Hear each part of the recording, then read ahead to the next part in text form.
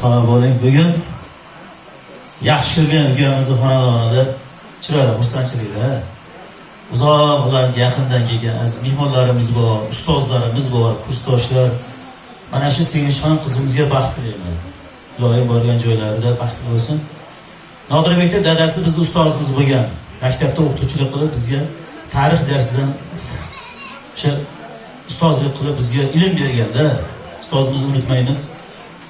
Bugungi kunda oramizda yo'qlar, Alloh rahmat qilsin. Shu dadalarimizni eslab bitta narsa aytib beraman, iloyim. Azamjon akamiz bor bitta. Qisqaroq qilaman, xudo xolasa. Negadir ishlarim bitmayapti-da. Shu hayol ruhimdan ketmayapti-da. O'yladim, izladim, topdim javobini. Dadamning duosi yetmayapti-da. Omadim axtarib el, shahar kezdim.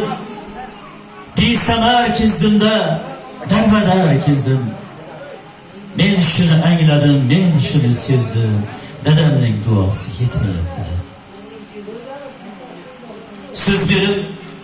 Söz berib so'zimga ahdim yetyapti.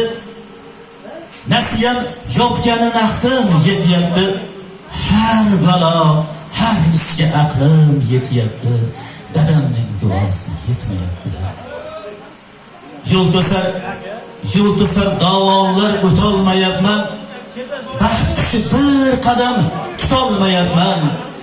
Yettimda deganda yetolmayapman. Dadamning duosi yetmayapti-da.